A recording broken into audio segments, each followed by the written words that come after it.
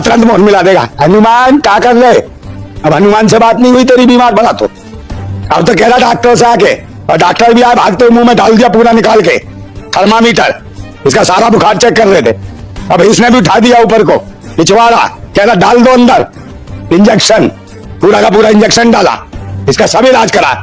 अब कहाँ गए रे तेरे पर्ची अर्ची, अब क्यों नहीं इलाज करा तूने, क्यों नहीं मंत्र मार लिए? गोबर नहीं खाया। हाँ गोबर भी नहीं खाया इसने ना मुँह पिया, सीधा ही अंदर डलवा लिया पिछवाड़े में इंजेक्शन, तेरा खींच दो, खड़ा खींच के डाल दिया और चिल्ला रहा था कि उई माँ लग गई सुई, उई माँ सुई, उई माँ। धीरेन्द्र शास्त्री 4 दिन पैदल क्या चले, इनकी तबीयत खराब हो गई और इनको जरूरत पड़ गई एक अच्छे डॉक्टर की। लेकिन एक सेकेंड, हम देसी गाय के गोमूत्र में 2 खड़ी हल्दी की गांठ पीस करके मिला करके रोगी को पिलाएं, लाभ 100% होगा आश्रित। मतलब इन लोगों की तबीयत खराब हो तो डॉक्टर, और डॉक्टर भी बाहर का होना चाहिए, और हम लोगों की तबीयत खराब हो तो गोबर और गोबर का मूत्र पी लेना चाहिए। नमस्कार प्रिय बंधुगण, आपण मानक प्रत्येक प्रभु जीशुख्रीष्णकर मधुमय नाम मोर आंतरिक नमस्कार। तेबे प्रिय भाई एवं भणी माने, जने ख्रीस्टियन विरोधी बाबा अच्छी, आपण ताकू भल भाव जानी। आउ से बाबार ना हूँ बागेश्वर बाबा, बा तार आउ गोटे ना हूँ धीरेन्द्र कुमार शास्त्री। यही बाबा जनक, ए पाखंडी बाबा जनक सारथी बाबा सदृश एमिति माने पाखंडतारे लोक मानकु माने बांधिकी रखी, आपण विश्वास मध्य करें ना। जतबले सारथी बाबा ए आमर भारत वर्षरे जितेबाला तार कला कारनामा चलैथिला, जितेबाला सारथी बाबा आउ से निजर माने कला साम्राज्य को विस्तारित करुला, धीरे धीरे लोक माने जानी पार नथिले, अंध भाव सारथी बाबार पादुका पानी पीउथिले, ताको दर्शन करुथिले एवं सारथी बाबा को ईश्वर स्थान नहीं बसैथिले लोक माने। आ लोक माने एमिति विश्वास करुथिले सारथी बाबा को। आ विवाहित पुरुष माने निज स्त्री मान को भी कौन करुथिले, माने बाबा पाखु छाड़िया पाई बिल्कुल संकोच करू नथिले।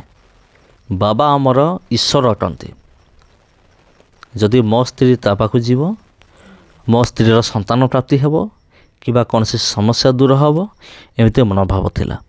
कि जितेबाला सारथी बाबा जितेबाला धरा पड़ा, सेतेबाला अनेक सारथी भक्त मानकर मुह पूरा सुखिला हो गला। वर्तमान ये बाहरी सेकेंड सारथी बाबा, लोक मैंने एवं जापर ना सारथी बाबा को लोक मैंने 15 वर्ष कि 16 वर्ष पर जाए जानले यार कला कारनामा कौन। आमर ख्रीष्टियानिटी अच्छी अंधविश्वास। ख्रीष्टियानिटी बजेंद्र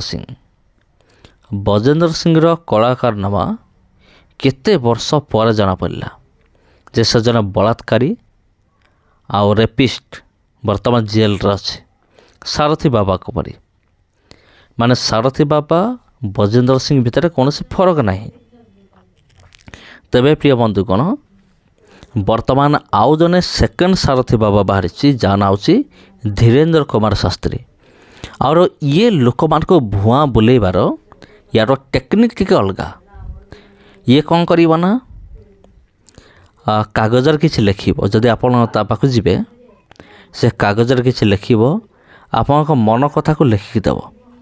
अनेक देखिए वाह मो मनर कथा कहीदेला, किंतु एटा कौन सी चमत्कार नुहे। कारण देखंतु बागेश्वर बाबा जहा करुचे, जहा करि पारे, जने मनोविज्ञानी भी ताहा करि पारे। मनोविज्ञानी जो माने कि आपनकर फेस देखिकी, आपनकर फेस देखिकी से माने आपनक मनर कथा कहीदेवे। आपनक मुह देखिकी तार एक अच्छी, तार एक कोर्स अच्छी साइकोलॉजी बोली कहा जाए। साइकोलॉजिस्ट माने आपनकर मुह देखिकी आपन कौन भावुचंदी से माने लिखिदेवे। तेबे धीरेन्द्र शास्त्री माने पर्ची लिखिबा एटा कौन सी चमत्कार विषय नुहे। किंतु एबे लोक माने कौन करिसंती, सारथी बाबा परी याको भी ईश्वर को स्थान नहीं बसई। କିନ୍ତୁ ପ୍ରିୟ ବନ୍ଧୁଗଣ ମୁଁ ଆପଣଙ୍କୁ ଗ୍ୟାରେଣ୍ଟି ଦେଉଛି ଏମିତି ଗୋଟିଏ ଦିନ ଆସିବ ଯେଉଁଦିନ ଧୀରେନ୍ଦ୍ର କୁମାର ଶାସ୍ତ୍ରୀ ସାରଥୀ ବାବା ପରି ପୁରା ଏକ୍ସପୋଜ୍ ହେବ। ଏବେ ନହେଲେ ବି କେବେ ନିହାତି।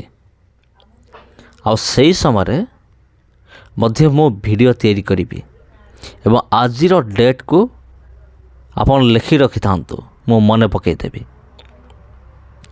ଆଉ ଏଠି ଏଇ ବାବା ଜଣକ ଇଏ ପୁଣି ହନୁମାନ ସହିତ କଥା ହେଉଛି। ଟିକେ ଦେଖନ୍ତୁ, ହନୁମାନ ସହିତ କଥା ହେଉଛି ଆଉ ସବୁ ସମସ୍ୟାର ସମାଧାନ ମାଗୁଛି ହନୁମାନଙ୍କୁ। ତେବେ ମୋର ଗୋଟେ ପ୍ରଶ୍ନ, ଯଦି ବାବା ହନୁମାନ ସହିତ କଥା ହେଉଛି, ବାବା ଯେଉଁ ବେମାର ହେଲା, ଅସୁସ୍ଥ ହେଲା, ହନୁମାନ ତ ଜଣେଇବା କଥା, କାହିଁକି ଜଣେଇଲାନି?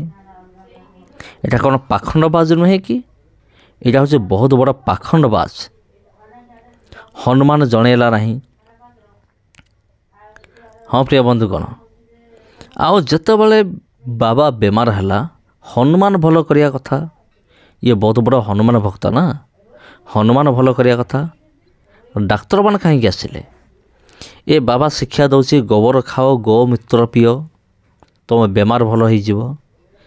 ତେବେ ବାବା ଯେତେବେଳେ ଅସୁସ୍ଥ ହେଲେ ବାବାଙ୍କୁ ଗୋମୂତ୍ର କାହିଁକି ପିଆ ହେଲାନି କିମ୍ବା ଗୋବର କାହିଁକି ଖୁଆ ହେଲାନି?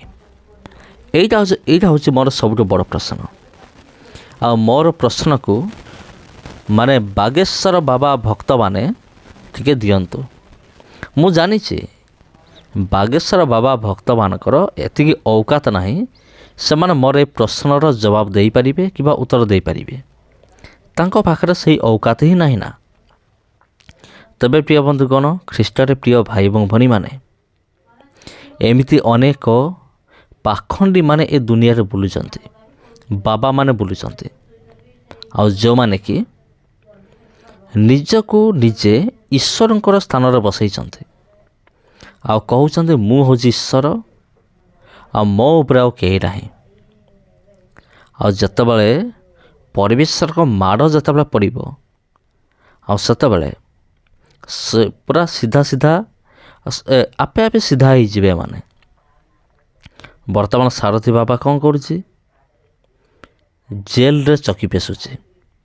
ବଜିନ୍ଦର ସିଂ ଜେଲରେ ଚକି ପେଶୁଛି। ଆଉ ଖୁବ୍ ଶୀଘ୍ର ୟା ପାଳି ଆସୁଛି ବାଗେଶ୍ୱର ଧାମ, ଇଏ ମଧ୍ୟ ଖୁବ୍ ଶୀଘ୍ର ଜେଲ୍ ଭିତରେ ଚକି ପେଶିବାକୁ ଯାଉଛି। ନମସ୍କାର ପ୍ରିୟ ବନ୍ଧୁଗଣ, ବର୍ତ୍ତମାନ ପାଇଁ ଏତିକି। ପୁଣି ଭେଟ ହେବ ଆପଣଙ୍କ ସହିତ ଆଉ ଗୋଟେ ଭିଡ଼ିଓରେ, ଆଉ ଗୋଟେ ଅଧ୍ୟାୟରେ। ନମସ୍କାର। ଯଦି ଭିଡ଼ିଓ ଆପଣଙ୍କୁ ଭଲ ଲାଗିଥାଏ ଭିଡ଼ିଓକୁ ସେୟାର କରନ୍ତୁ। ଯଦି ଆପଣ ଚ୍ୟାନେଲକୁ ପ୍ରଥମ ଥର ପାଇଁ ଆସିଛନ୍ତି ଚ୍ୟାନେଲକୁ ସବସ୍କ୍ରାଇବ୍ କରନ୍ତୁ। ଧନ୍ୟବାଦ।